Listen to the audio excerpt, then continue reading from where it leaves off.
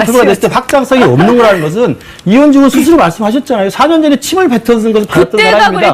그런 홍준표 후보가 나와가지고 과연 확장성이 없는 후보가 됐는데 말씀 중에 가만히 계세요. 저는 말할 때 가만히 있었잖아요. 중도층과 2030의 지지를 누가 받습니까? 아, 참. 네? 자, 말씀 중에는 말씀을 마세요. 얘기를 똑바로 하세요. 민주당이 만들어온 리스크를 가지고 와서 홍준표 필패를 가지고 같은 당의 후보에 대해서 프레임자가 이야기하는 것이 무슨 말씀입니까? 지금 그게. 거꾸로 얘기하고 이제 이래가지고 원팀이 되겠어요. 거꾸로 얘기하고 하시고 제대로 원팀이 될 준비를 하셔야지. 냉정하게 말씀을 하세요. 그리고 팩트를 가지고 합리적으로 객관적인 걸 얘기해야지. 본인들이 지금 중도층과 중에는 좀 2030의 말씀을 지지를 끊지 못 마시고. 받으면서 당원 투표가 2030과 중도층의 지지를 못 받는 게 누굽니까? 지금 여론조사를 보면 알잖아요. 그렇게 억지를 부리지 말란 말이에요. 역선택을 누가 합니까? 누구예요 지금? 지금 역선택은 소리 준다고 되는 게 윤석열 후보가 아니에요. 받고 있어요. 소리 준다고 되는 게 아니에요. 주제 파악을 하십시오. 지금 저희가 이제 승기를 잡았고 이렇게 이제 완전히 역전을 해가고 있다. 이렇게 이제 도합해서요. 그래서 당원 같은 경우에도 이번 주에 보면 여론조사에서 되게 이제 한 자릿수로 격차 좁혀지는 것들이 나오고 있기 때문에 이런 부분에서 좀 더 집중을 해서 당원들한테 호소하는 얘기들 많이 할 생각입니다. 네. 지금 승기를 잡았다고 말씀하셔서 이 부분에 대해서는 어떻게 평가하십니까? 네, 뭐 여론조사는 이제 저희들이 계속 앞서가다가 최근에 와서 이제 그 후보의 이제 몇 가지 실수가 논란이 되면서 혼전 양상을 띠고 있는 추세입니다. 그런 면에서는 이제 홍준표 후보 측에서 이제 추격하고 있는 양상이 벌어지고 있는데 그 여론조사의 내용에 대해서는 구체적으로 여론조사에 이제 홍준표 후보를 지지하시는 분들의 응답자층에 이제 분석을 해보면 뭐 일각에서 우려하고 있습니다만 민주당을 지지한다는 분이거나 아니면 그 대장동 게이트를 이재명 게이트가 아니라 국힘 게이트로 찬성하시는 분들, 정권의 연장에 찬성하시는 분들이 35%에서 40% 차지하는 분들이 있기 때문에 저희들 여론조사는 여론조사 있는 그대로 저희들도 반성하면서 잘 지켜보고 있고요. 문제는 이제 50대 50에서 당심이 50% 아니겠습니까? 그래서 당원들에 대한 그 견고한 윤석열 후보에 대한 지지는 흔들림 없이 유지되고 있다 이렇게 보고 있습니다. 네. 역선택은 지금 거꾸로 우리가 걱정을 해야 될 상황이에요. 왜냐하면 계속 여론조사에서 계속 앞서고 있기 때문에 현재 상황에서 보면 어쨌든 2030, 40에서 윤석열 후보가 어제 이제 MBS 여론조사 같은 경우에는 3%, 9%, 8% 이래가지고 이제 젊은 친구들 사이에서 398 후보라는 그런 이제 비아냥까지 나오고 있거든요. 그래서 이런 걸 보면 이제 민주당 쪽에서는 2030, 40 사이에서 압도적인 지지를 받고 있는 홍 후보가 본선 후보로 나왔을 때 지금은 훨씬 더 버겁다 이런 판단들을 하고 있습니다. 다만 이제 이 윤석열 후보 같은 경우에는 민주당하고는 어떤 감정적 골이 있죠.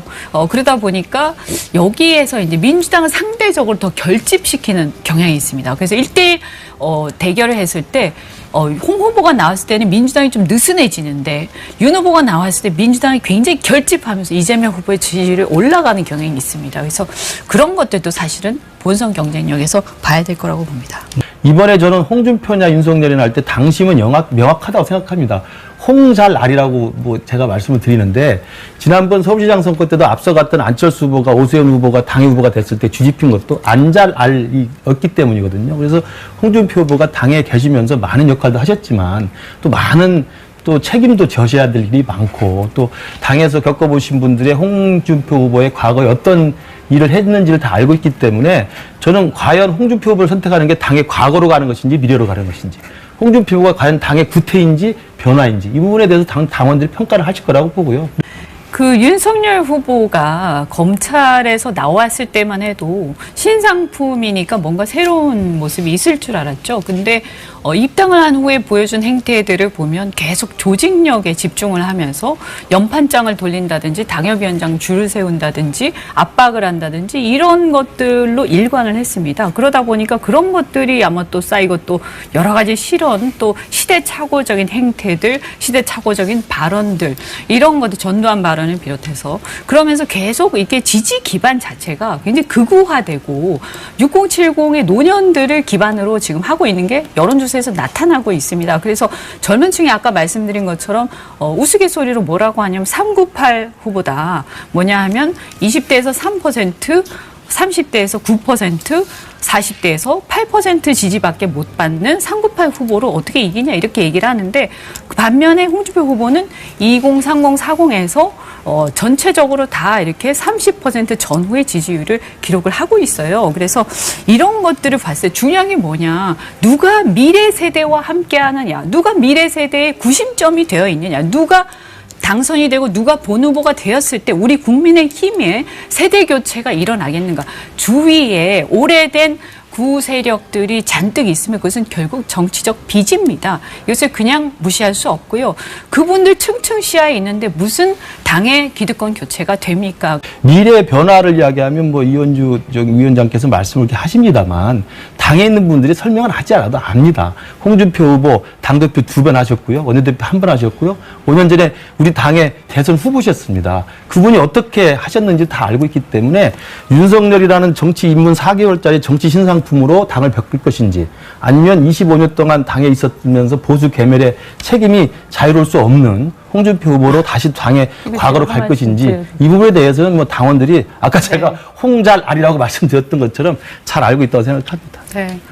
보수 괴멸을 얘기를 하면 사실 적폐 수사를 빼고 얘기를 할 수가 없죠. 그리고 그 전에 뭘 하셨냐. 문재인 정권 하에서 굉장히 충성을 다하셨습니다. 물론 조국 수사를 통해서 우리한테 도움을 준 거 그거는 인정을 합니다. 그러나 그것 가지고 보수에 큰 도움이 됐다. 그래서 홍준표 후보를 넘어선다. 저는 그렇게 생각하지 않고요. 반문의 원조는 바로 홍준표 후보세요. 왜냐하면 제가 안철수 선대본부장을 지난 대선 때 했습니다. 그런데 밖에서 제가 그때 현장에서 홍준표 후보 봤어요. 근데 적진이죠. 적진인데 그 당시에 4%였어요. 지지율 4%에서 적폐 세력이라고 손가락질 당하면서 젊은 사람들이 지나가면서 침까지 뱉는데 꿋꿋하게 끝까지 뛰고 그래서 자유한국당을 살리는 걸 보면서 어쨌든 저분이 그래도 이 뚝심이 있다. 그리고 이후에 대표를 하실 때도 마찬가지예요. 그게 왜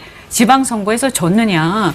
그 다 북한의 그 어떤, 그 북미 회담, 그 바람 때문이지 않았습니까? 근데 그 당시에 누가 나서서 대선 후보를 하려고 했고, 누가 나서서 욕먹으면서 그렇게 했냔 말이에요. 그러니까 이렇게 헌신을 하고 이런 부분들에 대해서 인정을 하라는 얘기도 굳이 우리는 하지 않아요. 왜냐면 다 알기 때문에. 근데 그런 것들을 폄하하면서 적폐 수사한 사람이 그런 것들을 폄하를 하면서 나중에 조국 수사 좀 했다고 해서 이렇게 얘기하면 사실은 진짜로 반문의 원조는 저예요. 제가 가장 먼저 민주당 탈당하면서 계속 싸워왔던 거 우리 당원들 다 아실 거예요. 근데 이렇게 아주 적반하장으로 얘기하시면 안 되고요. 저는 그때 홍준표 후보를 보면서 저 사람 정말 바보 같은 사람이다. 적어도 당원들께서는 이런 부분들에 대한 헌신 그것만큼은 저는 알아줘야 된다. 저도 한 말씀 드리면요. 뭐 우리 이현주 의원께서 반문에 선봉에 쓰셨던 거 맞습니다. 제가 또 조국 비판하에 선봉에 쓴 거 다 맞습니다. 그걸 뭐 누가 뭐 따지고 할 게 아니고요.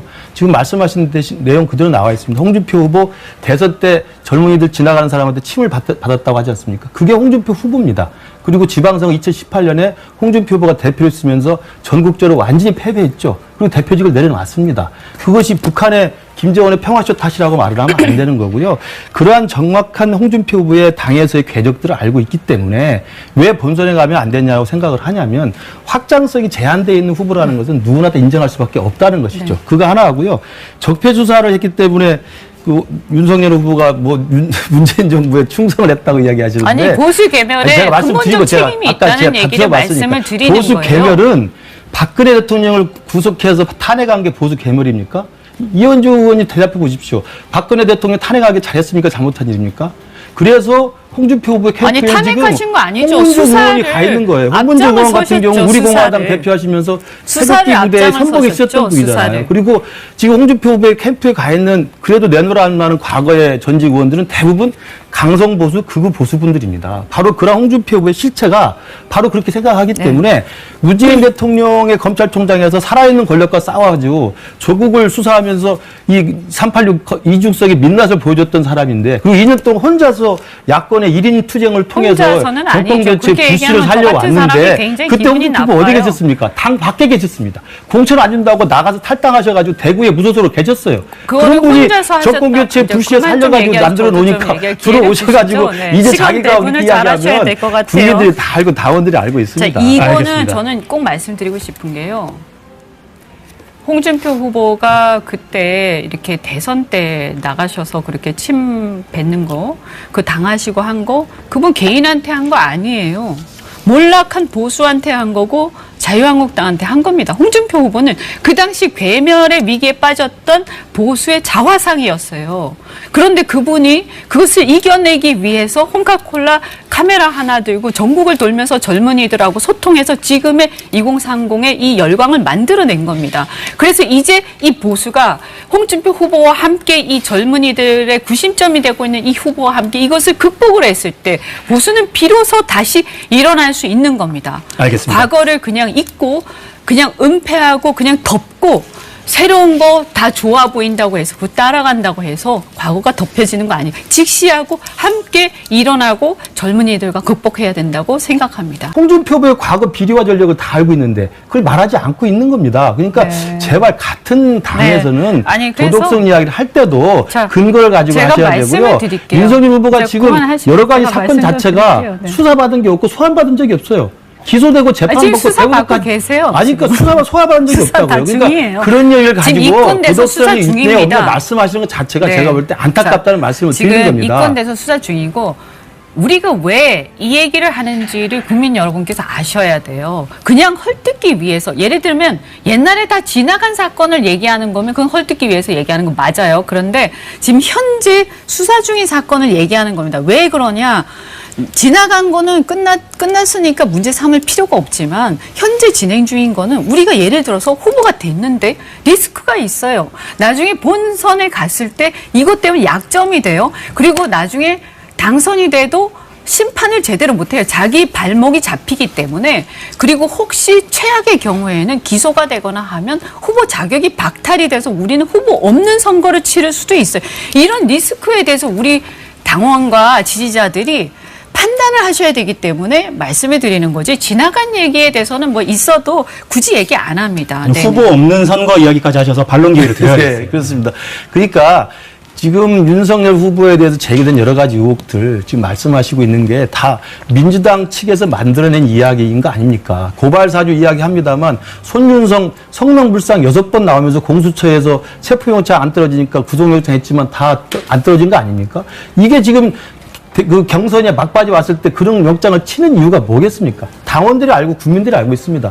가장 유력한 후보, 민주당이 가장 무서워하고 두려워하는 후보에 대해서 정치 공작적 차원에서 권력에서 탄압하는 거라고 다 알고 있는 겁니다. 그 모든 것들을 알고 있는데 네, 그런 민주당의 공작적 차원에서의 후보에 대한 탄압을 그대로 가져와서 같은 당 대선 경선 후보가 이거 문제가 있지 않냐고 이야기하면 그게 프레임이 누구 프레임이겠습니까? 아니, 그 보세요. 후보에 대해서는 그러니까 당원과 국민이 알고 있을 거라고 생각을 제가 해요. 짧게 정리를 하겠습니다.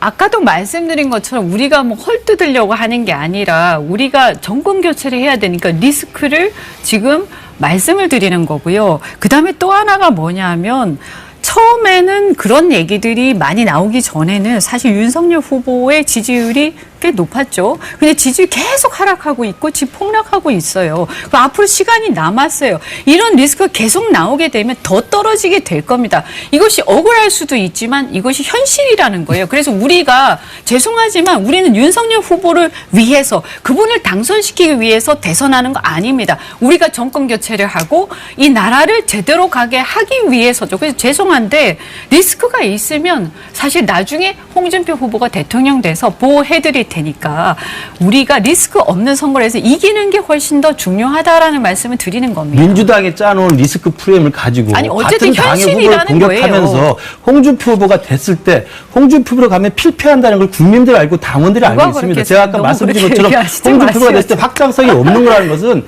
이현주 의원 스스로 말씀하셨잖아요. 4년 전에 침을 뱉어서 것을 받았던 그때가 사람입니다. 그랬지 지금 그런 확장성이 홍준표 후보가 있죠. 나와가지고 과연 자, 확장성이 없는 후보가 중도층과 됐는데 2030의 말씀 중에 가만히 지지를 계세요. 누가 받냐고요? 저는 말할 때 가만히 네? 있었잖아요. 중도층과 왜 말씀 중에 2030의 말씀을 지지를 하세요? 누가 받습니까? 아, 참. 네? 자, 말씀 여기까지 중에는 하겠습니다. 말씀을 마세요. 얘기를 네. 똑바로 하세요. 민주당이 만들어온 리스크를 그렇게 가지고 막 와서 그냥 억지를 홍준표 부리지 마세요. 필패를 가지고 같은 당의 후보에 그냥 대해서 막 그냥 프레임을 짜가 억지를 이야기하는 것이 거꾸로 무슨 얘기하고 말씀입니까 계세요. 지금 그게. 거꾸로 얘기하고 이제 계세요. 이래가지고 원팀이 되겠어요. 네, 정선이- 거꾸로 충동을 하시고 얘기하고 질때 계세요. 지대로 원팀이 될 진짜. 준비를 하셔야지. 네. 냉정하게 말씀을 하세요. 그리고 팩트를 가지고 합리적으로 팩트 이야기 객관적인 다시 걸 한번 얘기해야지. 다룩해보고 본인들이 싶습니다. 지금 당원 투표 중도층과 말씀 중에는 좀 2030의 말씀을 지지를 끊지 못 마시고. 받으면서 네. 당원 투표가 2030과 이제- 중도층의 지지를 못 받는 게 누굽니까 지금? 홍준표 여론조사를 이현주 보면 위원장님 알잖아요. 자, 정리하겠습니다. 그렇게 역선택을 억지를 해가지고 부리지 지금 말란 말이에요. 민주당이 역선택을 만들어 누가 프레임을 부릅니까? 공격하는 게 누구예요 지금? 지금 역선택은 소리 준다고 되는 게 윤석열 아니에요. 후보가 받고 있어요. 소리 준다고 되는 게 똑바로 하세요. 아니에요. 주제 파악을 하십시오. 이현주 의원님 주제 파악을 하십시오. 정리하겠습니다. 후보에 모여있는 극우 강성 보수들이 뭘 바라겠습니까? 누가 구구강서 거기 어? 한번 가보세요. 홍준표 윤석열 후보가 왜 후보 갔습니까? 주변에 모여 이현주 있는 의원이 어떻게 사람들 했습니까? 누가 그렇게 하는지 어? 자, 두 분. 인신공격 그만하셔요. 자, 그리고 인신공격을 누가 주변의 했어요, 지금? 사람들 지지하는 시민청을 사람들 할 때 모여 있는 모양을 보십시오. 민주당에 파놓은 프레임을 가지고 와서 같은 그게 당의 대통령을 아니고요. 공격하면서 그게 자 필패가 그만하시죠. 들어가는 잠시만요. 게 자, 징계 정리하겠습니다. 청구할 때 이번에 파면해야 마땅하다라는 말씀 들으세요. 판결이 말씀 나왔잖아요. 들으세요. 징계 자, 청구할 때 파면해야 여기까지 계속 하겠습니다. 이야기하면 저도 계속 잠시만요. 이야기합니다. 이원지 의원님 그만 말씀 안 하면 제가 안 얘기하세요. 할게요. 네. 그만합시다. 예.